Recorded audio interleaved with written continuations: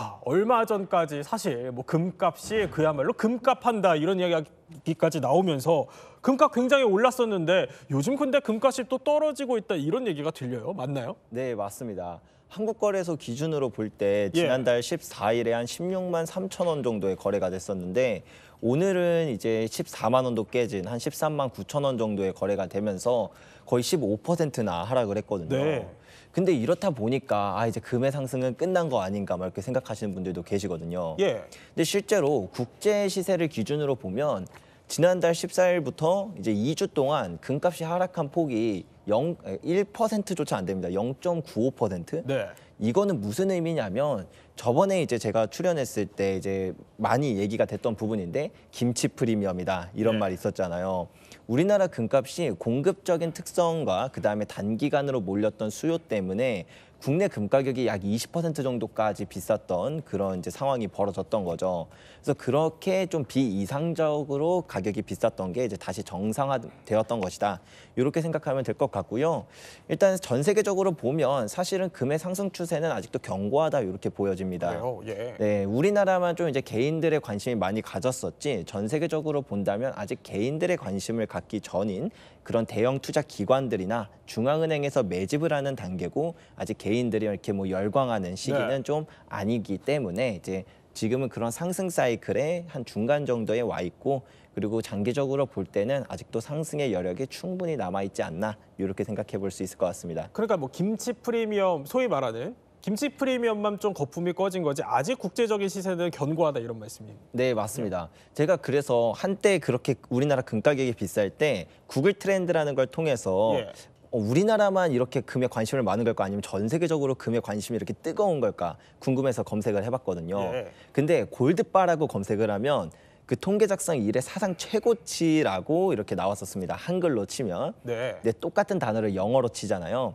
그러면 역사적으로 볼 때 사실 사람들에 대한 그 금에 대한 관심, 금 투자에 대한 관심은 그렇게 높은 수준은 아니었습니다. 그래서 앞으로 우리가 좀 더 긴 호흡의 관점으로 볼 때 장기적으로 금 가격이 더 상승할 만한 여지는 충분히 남아 있지 않나 이렇게 볼 수 있을 것 같습니다. 또 전망과 투자는 개인의 판단에 달려 있고 전문가의 개인적인 의견이라는 점 짚어드리면서 그런데 자 사실 차영주 소장 금값이라는 게 뭐 당연히 오르고 내리고 그렇게 역사적으로 해왔었는데 그럼에도 사실 변하지 않는 거는 사람들이 여전히 금을 원하고 있다 이런 심리인 것 같아요. 예, 그렇습니다. 저도 지금 여기 그 반지를 끼고 있는데요. 근데 이건 뭐 당연히 이제 결혼하신 분들을 끼고 있는 건데 저희 아내는 이거보다 더 큰 걸 원하더라고요. 그러니까 이제 금에 대한 욕구는 그러니까 이런 것들은 어떻게 보면 일반적인 욕구다라고 좀 말씀드릴 수가 있겠고 하지만 그 일반적인 욕구 외에 어떤 사회적인 현상에 따라서 금에 대한 어떤 수요라든지 이런 것들이 더 늘어난다라고 봐야 될 것 같습니다. 가장 큰 것은 저는 불안감이다라고 한마디로 이제 말씀드릴 수가 있겠는데요. 여러분들 지금 화면에서 보시고 있는 것처럼 그렇게 그래프가 고점을 찍었던 두 가지가 있습니다. 하나는 전쟁이 우리가 예를 들 수 있겠죠. 소련의 아프가니스탄 침공을 이제 들 수 있겠고 중간에 우리가 이제 허리케인이라든지 이런 것들은 이제 재해가 발생했을 때 금에 대한 어떤 욕구가 상당히 많이 늘어났다라고 말씀드릴 수가 있겠고 오른쪽 끝에 보면 이제 금융위기가 왔을 때 또 이렇게 된다라는 거죠. 그러니까 평상시에도 금에 대한 욕구가 있는데 이 어떤 사회적인 불안감들이 증폭이 됐을 때 금에 대한 수요, 욕구 이런 것들이 더 많아지고 있다 이렇게 설명이 가능할 것 같습니다. 그러니까 불안감을 달래기 위해 사람들이 금을 찾고 있다. 소위 말해 뭐 골드 러시라고 할까요? 그렇죠. 그런 현상들이 빚어지는 건데 그렇다 보니까 최근에 세계적으로 좀 진풍경이 벌어지고 있다면서요?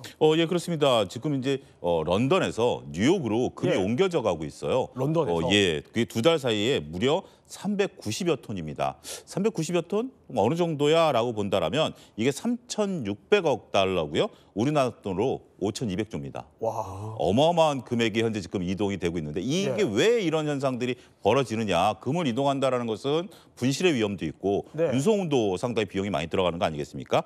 온스당 런던과 뉴욕이 약 20달러가 차이가 납니다. 그러니까 런던에서 금을 사가지고 뉴욕에 와서 팔면 온스당 20달러거든요. 그러면 톤당 얼마냐면 달러로 계산하면 67만 5천 달러를 벌게 된다는 겁니다. 그러면 두 달 사이에 390여 톤을 누군가 운송을 했고요. 누군가 돈을 벌었겠죠. 얼마를 벌었느냐? 우리나라 돈으로 3,800억을 벌었다라는 계산이 가능하게 나온다라는 거죠. 그렇기 때문에 우리가 이제 그 자산 시장에서는 아비트라지 거래라는 게 있거든요. 한쪽 시장이 가격에 그러니까 양 시장의 가격 괴리가 있을 때 싼 데서 사서 비싼 데서 파는 이런 부분들이 되는 거죠. 앞서 이제 작가님도 말씀하셨다시피 김치 프리미엄이라는 게 그런 거 아니겠습니까? 미국에서 사서 우리나라에 팔았으면 그동안 이익을 봤었던 것들이기 때문에 이러한 현상이 금값이 올라가다 보니까 벌어지고 있는 하나의 현상이다 이렇게 설명이 가능하겠습니다. 그런데 자 미국에서는 뭐 금이 실종됐다 이런 얘기까지 나와요? 네, 맞습니다. 이 미국은 이제 세계 최대 금 보유국이자 또 모든 음모론의 생산지라고 또 볼 수 있는데요. 그러다 보니까 미국의 대표적인 금 보관소는 이제 켄터키주에 있는 포트 녹스라고 하는 육군 이제 기지입니다. 지금 보시는 저기인데요. 저기에 미국 금이 4,500톤이 보관이 돼 있어요. 저기에 이제 1936년부터 금을 보관하기 시작했는데 워낙에 보안이 셉니다. 저 금을 보관하고 있는 그 금고 문의 무게가 22톤이에요. 그러니까 쉽게 열 수가 없겠죠. 문이요? 네, 여는 것도 엄청 큰 일이에요. 그러다 보니까 저 안에 있는 금을 실제로 본 사람이 거의 없는 거죠. 그러다 보니까 음모론이 생성되기 시작했는데요. 무슨 음모론이냐면 과연 저기에 금이 있는가? 없는가 이거예요. 그래서 일론 머스크가요 이런 이야기를 했습니다. 포트녹스에 금을 찾고 있다. 포트녹스 금은 미 국민의 재산인데 거기에 있는 거 맞냐? 누가 본 사람이 있냐? 뭐 이런 식으로 이야기를 하는 겁니다. 거기에 더해서요, 이 도널드 트럼프 대통령이요, 금이 거기는 이제 확인해야 된다라고 하면서 맞장구를 쳐주면서 실제로 거기에 금이 있는지를 확인해야겠다라는 이야기를 하거든요. 근데 재밌는 거는 트럼프 1기 때 2017년에 그 당시 트럼프의 재무장관이랑 의회 대표단이 가서 금을 눈으로 확인을 했어요. 이미 확인을 했어요. 그리고 또 1974년에도 확인을 했습니다. 확인을 했는데 이미 또 저렇게 금 음모론을 낸다라는 건 사실 저희 가서 트럼프가 사진을 찍고 싶은 게 아닌가 이런 생각이 듭니다. 근데 뭐 2017년이라고 하니까 뭐 그 사이에 또 뭐 없어졌을 수도 있고 하니까 확인을 할 수도 있지 않을까 싶긴 한데 그런데 뭐 이런 음모론까지 나오게 될 정도면은 자 차영주 소장 금이라는 게 도대체 우리 역사에서 언제부터 이렇게 귀한 금속이 된 거예요? 금이라는 것은 역사적으로 봤을 때 상당히 오랜 동안 우리가 이제 볼 수 있겠죠. 이집트 시대라든지 과거 이제 유물들이라든지 무덤 이런 걸 발굴할 때도 금들이 나왔는데 그 금이 나온다라는 것은 결국 그 부장제로 갈 수 있었던 것들은 그들이 지도자라는 거 아니겠습니까? 근데 금이 이렇게 우리한테 된 거, 금이 지구 내에서 자체적으로 만들어진 게 아닙니다. 금 같은 거는 지구가 만들어질 때 외부에서 지금 이제 학자들이 볼 때는 초신성이 폭발하면서 중성자와 부딪혔을 때 강력한 열 에너지가 금을 만들었다라고 현재 지금 얘기를 합니다. 그렇기 때문에 이제 그렇기 때문에 금이 또 어떻게 보면 전 세계에 골고루 퍼져 있는 것도 하나의 방법이다라는 거 말씀드릴 수가 있겠는데 금이라는 것이 이렇게 욕구는 있지만 지구에서 만들어진 것이 아니다 보니까 만들려는 노력들을 많이 했어요. 우리가 소위 연금술이라는 개발이 이제 진행이 됐었던 것들이 어떻게 보면 하나의 과학의 발달에 일조를 했었던 거지만 아직까지 이제 금을 인위적으로 만들어낸 것을 현재 기술 앞으로도 이제 불가능하겠죠 하는 건데 이렇게 된 것들이 이제 몇 가지 특성이 있기 때문에 그렇습니다. 우리가 희소성 금이라는 것은 우리 지구상에 초기에 만들어져 있는 양에 대한 희소성이 있고요. 내구성이라는 것은 영원히 가치가 변하지 않고 색도 변하지 않는다라는 거. 안전성, 그다음 앞서 언급드렸다시피 불안감을 치유해 줄 수 있는 그런 부분들이고 재산 가치라든지 위기에 이런 것들이 통용된다라는 측면에 있어서 금이 인기를 끌고 있다라고 말씀드릴 수 있겠죠. 자, 그러니까 지구가 자체적으로 생산할 수 없는 물질이기 때문에 화폐로서 작용을 한다는 건데 자, 그러면 이 부분 궁금해요. 금 말고 우리가 다이아몬드도 좋아하잖아요. 그럼 다이아몬드는 왜 화폐로 못 쓰는 거죠? 이 금이 저희가 화폐로 쓰이게 된 역사가 앞서 이제 말씀해 주신 것처럼 거의 5,000년의 역사가 있어요. 근데 5,000년의 역사 동안 뭐 담배도 화폐로 쓰였고요. 뭐 조개 껍데기도 쓰였고요. 근데 5,000년 동안 가치를 잃지 않은 화폐는 유일하게 금이었거든요. 그럼 금이 뭐가 그렇게 뛰어났길래 뭐가 그렇게 독특한 특성이 있었길래 그랬는가를 보면 화폐가 되기 위해서는 4가지 전제 조건이 필요합니다. 첫 번째 한정성, 두 번째 불변성, 세 번째 안정성, 네 번째 이제 분할성이 있어야 되는데요. 그래서 이 화폐로서 어떻게 쓰였는가에 대해서 과학자들이 이제 연구한 결과를 토대로 말씀을 드리면 일단 모든 원소, 지구상에 있는 모든 원소를 이제 쫙 깔아놓고 희소하지 않은 거 빼고 그다음에 변하는 거 빼고 뭐 그리고 이제 안전하지 않은 거 뭐 독성 물질이 있는 거 이런 것들 다 빼고 나면 귀금속류가 남습니다. 이렇게 보여주시는 것처럼 다이아몬드도 뭐 하나 그 중에 하나가 될 수 있겠죠. 근데 여기서 진짜 문제가 뭐냐면 이거예요. 화폐로서 쓰여야 되는데 제가 한번 질문을 드려보겠습니다. 같은 중량이에요. 네. 큰 다이아몬드 하나가 있고요. 조그마한 다이아몬드 10개가 있어요. 어떤 게 더 비쌀까요? 조그만한 다이아몬드 10개가 더 비싸지 않을까? 큰 다이아몬드가 훨씬 비쌉니다. 그래요? 네, 그러면 이제 이렇게 되는 거예요. 제가 어떤 음식을 먹으려고 해서 큰 다이아몬드를 하나 냈어요. 이거 거스름 돈을 얼마를 받아야 되는가? 이게 되게 애매해지거든요. 그렇네요. 예, 그래서 그 아까 전에 말씀드렸던 네 번째 조건이 분할성이거든요. 네. 그래서 금은 한 1000도면 녹아요. 근데 이제 뭐 팔라듐은 1500도에서 녹고 백금은 1700도가 넘어야 녹기 때문에 이렇게 분할이 쉽지 않은 그런 원소들은 돈으로서 쓰이기가 어려웠기 때문에 이 네 가지 조건을 만족시킨 유일한 자산이 금밖에 없었다고 합니다. 그렇다 보니까 뭐 금을 지배하는 자가 세계를 지배한다 이런 얘기가 있잖아요.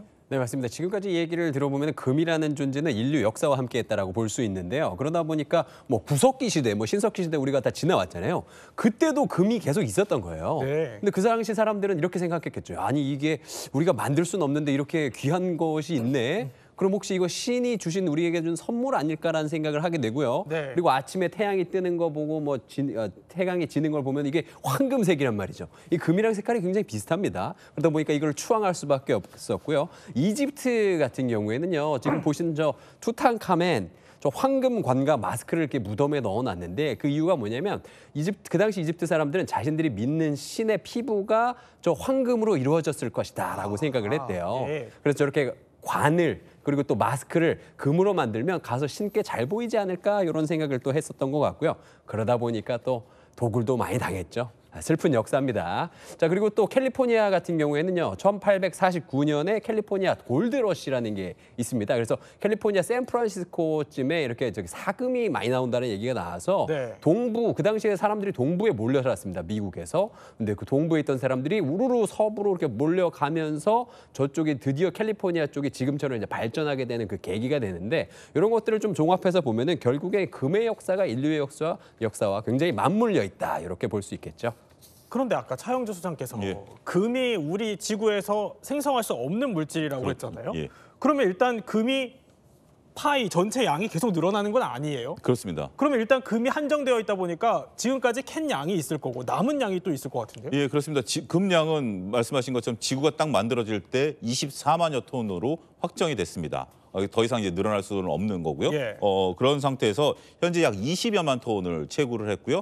약 6여만 톤이 현재 지금 남아 있는 것으로 추정을 하고 있습니다. 대략 전체 보유량의 한 25% 정도.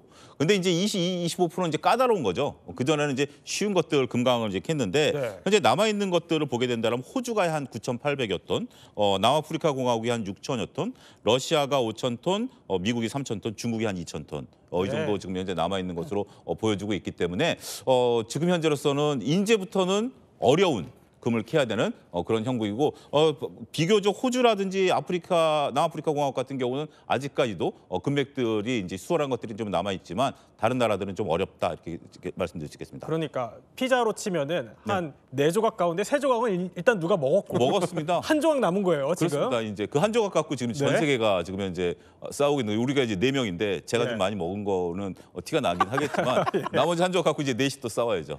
예. 어쨌든 한 조각 남은 거를 갖기 위해서 치열한 그렇죠. 골드러시 경쟁이 지금 벌어지고 있는 건데. 자, 일단 네. 3조각, 그러니까 한 20만 톤 정도는 이미 채굴이 된 겁니다. 그럼 이게 도대체 어느 정도 크기입니까? 20만 톤 하면 사실 좀 감이 안 옵니다. 이게 많은 건지 적은 건지 뭐 잘 모르겠는데요. 네. 그 20만 톤 하면은 그 테니스 코트 있지 않습니까? 테니스 코트 위에 올릴 정도라고 해요. 저게 지금 AI를 생성해서 만든 이 그림인데요. 저렇게 테니스 코트 네. 위에 올려놓을 수 있을 정도예요. 별로 안 큰데요? 그죠? 별로 생각보다 많이 안 크잖아요. 예. 그러니까 저 정도가 한 24만 톤 정도 된다라고 보시면 되고요.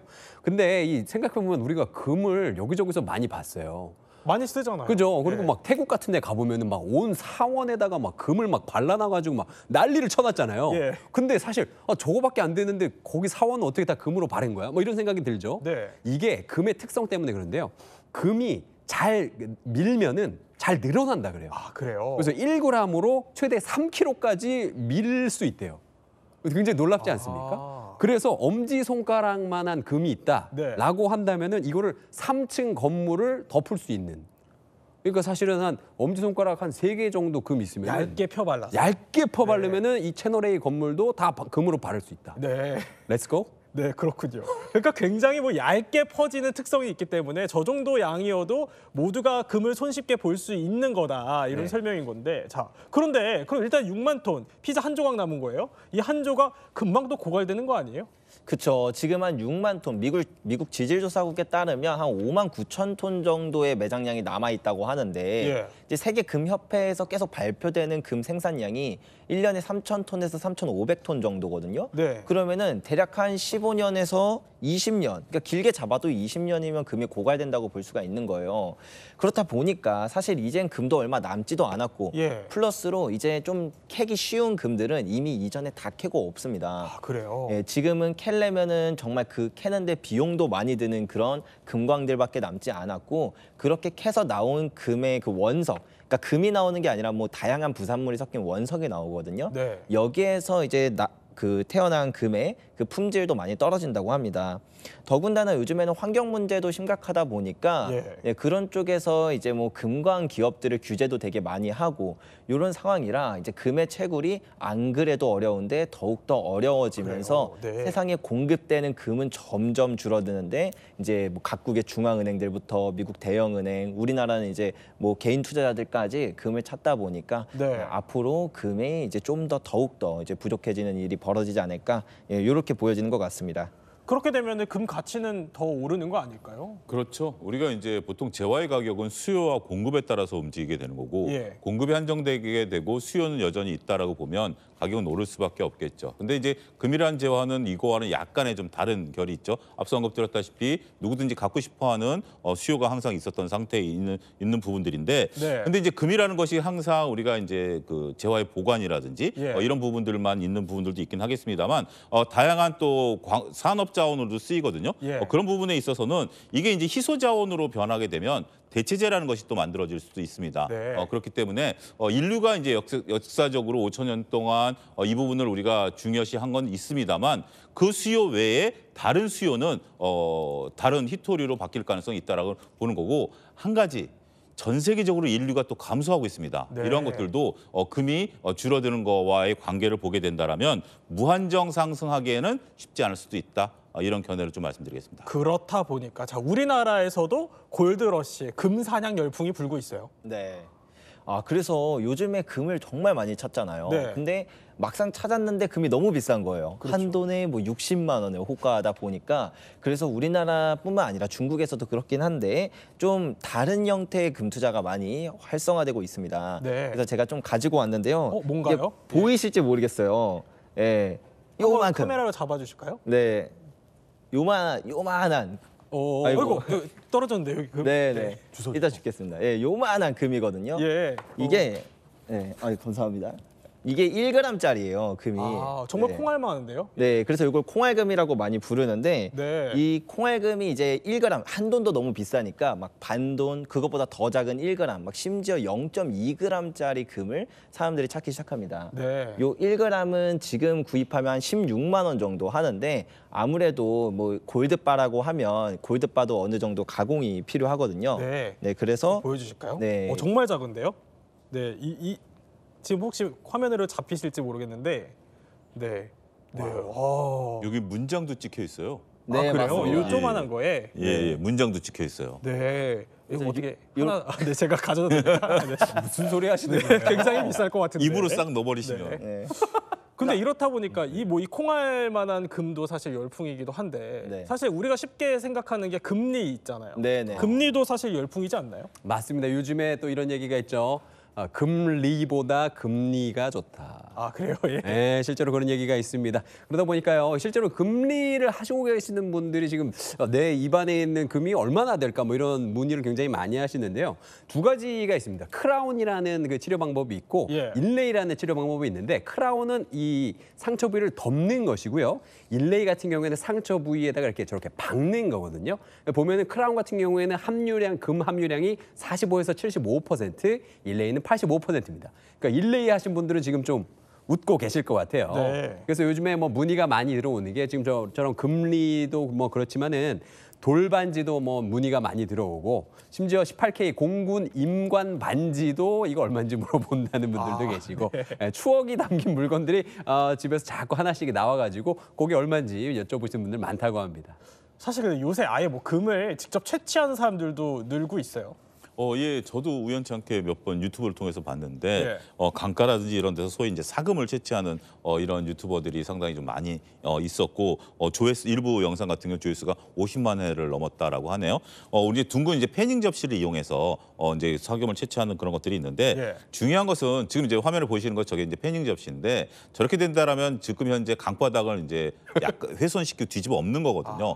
그렇기 때문에 환경 훼손을 하지 않는 범위 내에서 예. 그러니까 금을 채취하는 것은 아직까지 우리나라에서는 저런 사금 채취는 법적인 조치는 없지만 환경을 훼손하게 되면 그거는 이제 문제가 될 수 있기 때문에 그런 부분들에 대해서는 주의를 해야 된다라고 말씀드릴 수 있겠습니다. 근데 우리만 저렇게 하는 게 아니라 북한에서도 사금 채취가 인기라는 얘기가 있어요. 그렇죠. 뭐 사금 채취는 이제 전 세계적으로 인기인데 북한에서도 예. 사금 채취가 인기가 있다라고 하네요.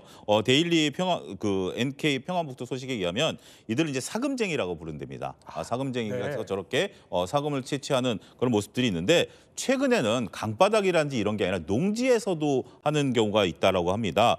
겨울에는 이제 농사 끝나고 나면 농지가 놀지 않습니까? 이런 곳에 농지를 해서 농지를 파가지고 금을 채취하는 그런 건데 북한에서 금 채취는 당연히 불법이죠. 그렇기 때문에 그런 일이 벌어진다라는 것은 나름대로 모종의 커넥션이 있는 것으로 미루어 짐작을 하고 있는데 어찌됐든 북한에서조차도 저렇게 금을 캐는 열풍이 몰아치고 있다 이렇게 설명이 가능하겠습니다. 그런데 자, 일본에서도 아주 특별한 방법으로 금을 추출한다고 하는데 퀴즈가 준비되어 있죠. 네, 퀴즈 들어가 보겠습니다. 일본 땡땡땡땡땡에서 금 나왔다. 무엇일까요? 네, 시간이 없으니까 바로 정답. 좋습니다. 하수처리장입니다.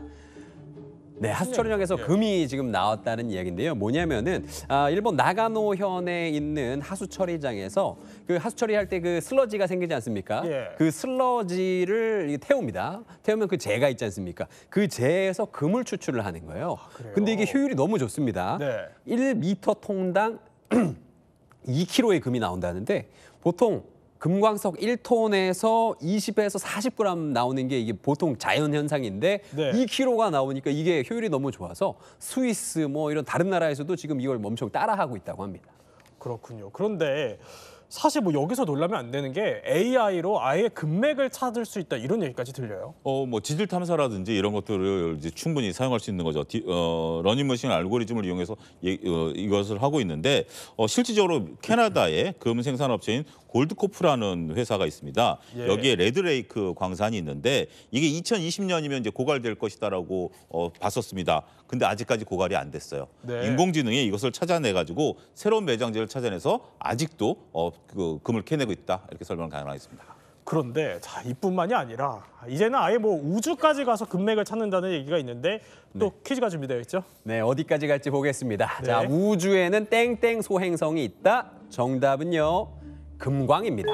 금광이요. 네, 금광으로 된 소행성이 있습니다. 그 화성과 목성 사이 지구로부터 5억 킬로미터 떨어진 이 소행성이 있는데요.